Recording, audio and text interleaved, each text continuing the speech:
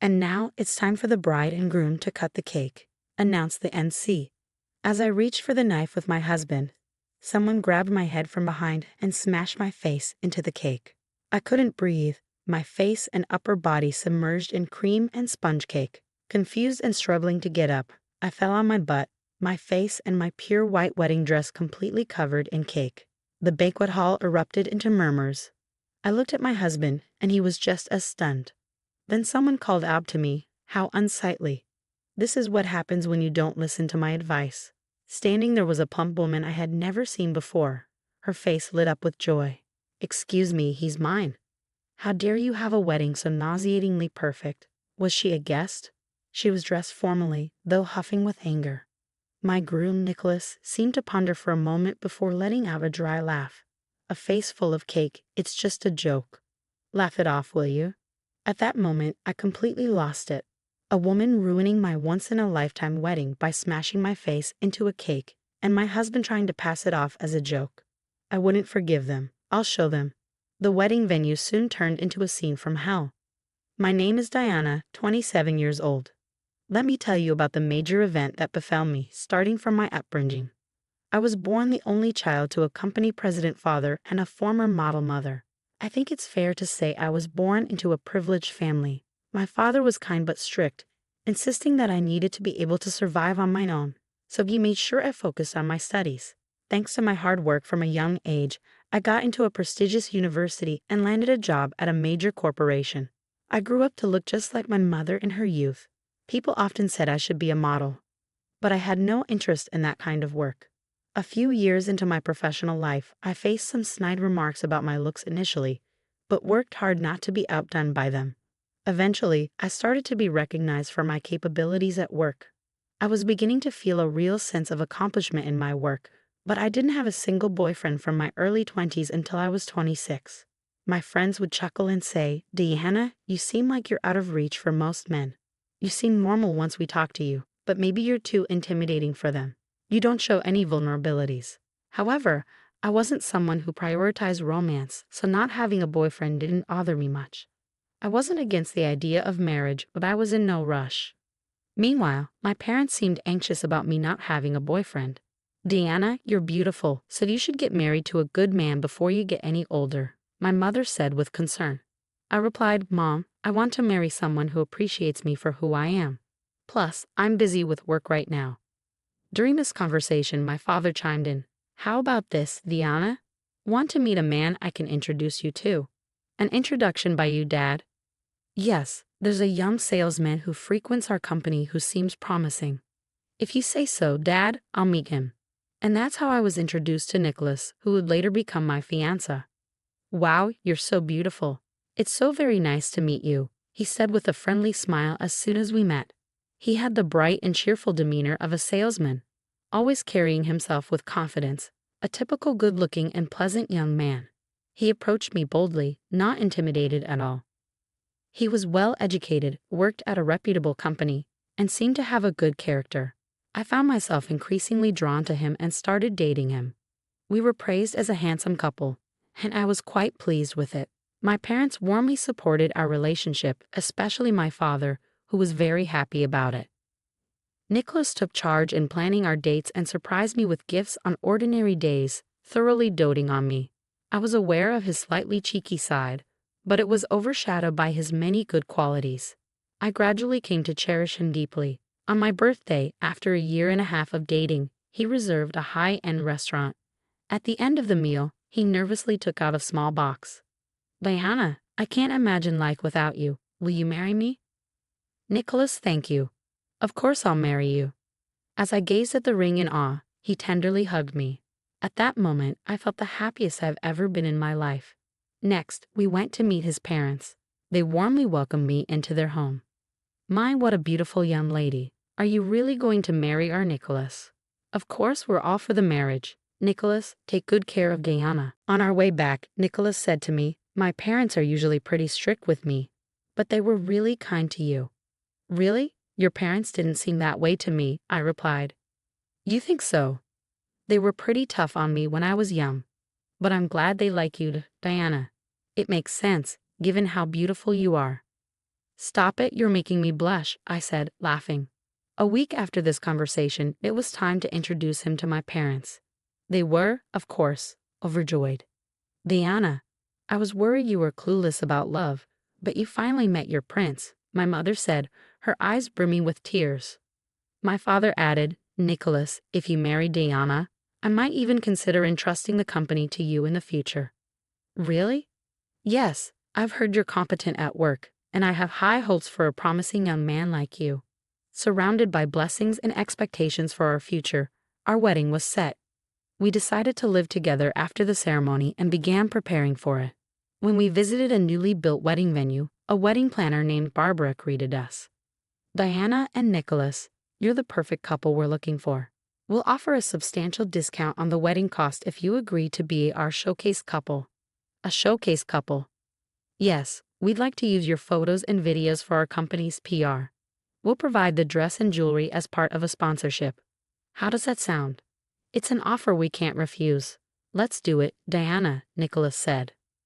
I nodded in agreement, so we decided to have our wedding as a showcase couple.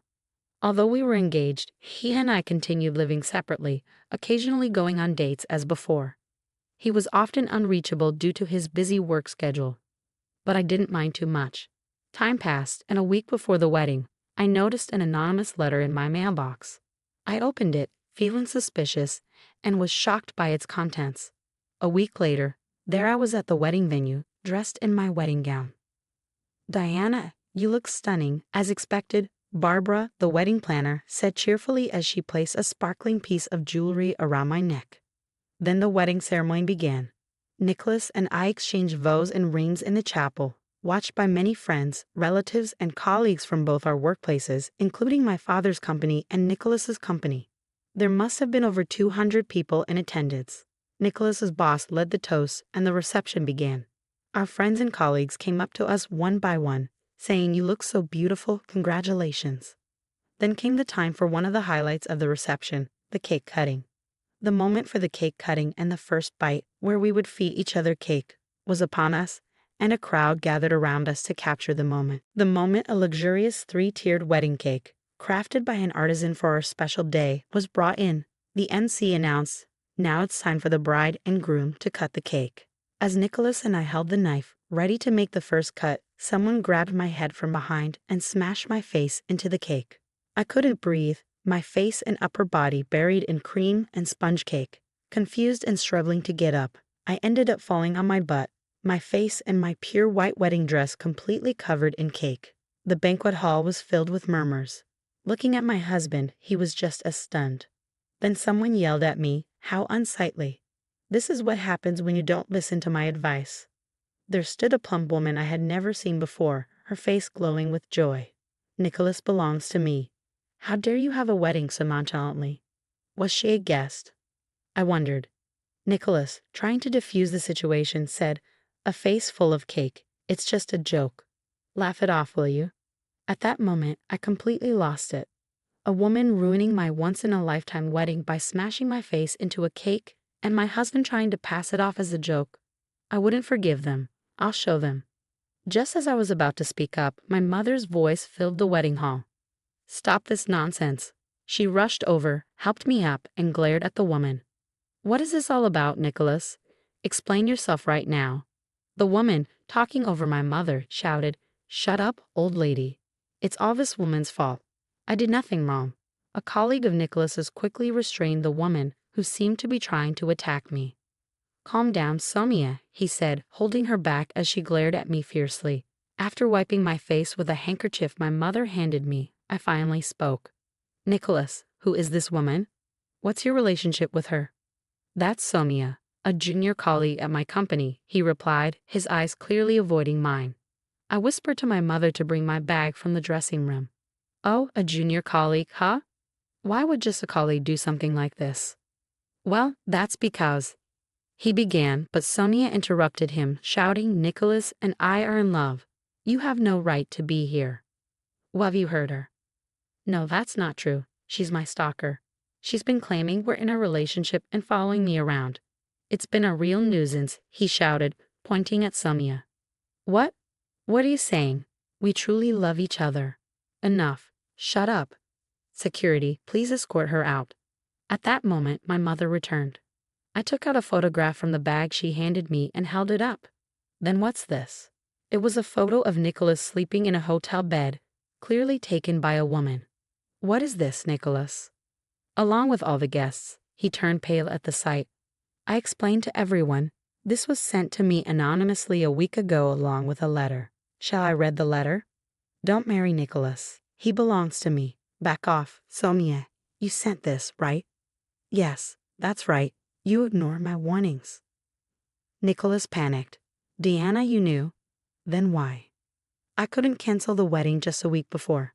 The guests were already invited. Besides, this wedding has special circumstances, remember. Special circumstances? What are you talking about?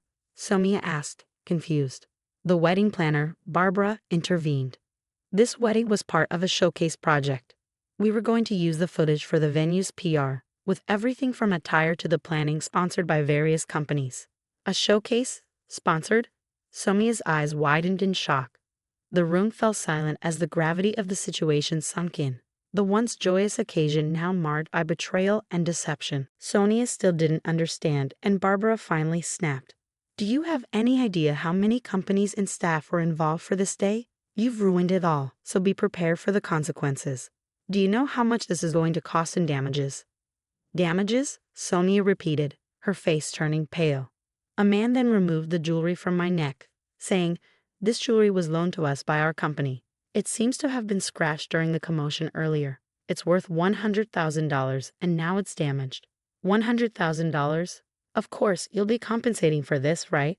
Sonia turned pale and dashed toward the exit, but was quickly restrained by security. I watched this unfold and then turned to Nicholas. Now it's your turn. Are you ready to face the consequences? Diana, I did have an affair, but it was just a moment of weakness, Nicholas stammered, his face white as a sheet. Why would you cheat on me with someone like that? Well, Diana, you're beautiful and perfect. It's like eating gourmet meals every day and suddenly wanting a hamburger. It was something like that. What? Before I could raise my voice further, my father stepped forward in front of Nicholas. You scoundrel, how dare you do this to my daughter? My father, with bloodshot eyes, grabbed Nicholas by the collar and glared at him. Sir, you have no right to call me sir. I'm severing all business ties with your company. I never want to see your face again. A chorus of gasps came from Nicholas's colleagues. It seemed that my father's company had significant dealings with Nicholas's, so their reaction was expected. Nicholas, thrown to the ground by my father, was then punched squarely on the head by his father. Dad, what are you doing? Shut up. Apologize to Diana and everyone else now. Trembling at his father's voice, Nicholas knelt down, pleading for forgiveness. Diana, please forgive me. I'll break it off with that woman and promise to be a good husband. That's when I threw the cream-covered handkerchief at him. How dare you? I will never forgive you. Our engagement is obviously over. Prepare for hell. With my mother by my side, I left the venue and my father announced the cancellation of the wedding. Later, Nicholas and I broke off our engagement and I received $30,000 in damages for his infidelity. Nicholas was, of course, responsible for paying the ruined wedding expenses. The venue pressed charges against Sonia and sought compensation for the damages, including the costs of the staff specially arranged for the dress and jewelry. Nicholas and Sonia were both demoted at their company and eventually resigned, unable to endure the scornful looks. Sonia ended up in significant debt, and Nicholas was disowned by his parents. I don't know what became of them, but they're likely living a miserable life. As for me, I managed to recover thanks to the encouragement of my parents and kind colleagues and friends. A year after that hellish wedding, a male colleague who had always liked me confessed his feelings, and now we are dating. I'm determined to learn from this experience and live a life full of effort until I find true happiness someday.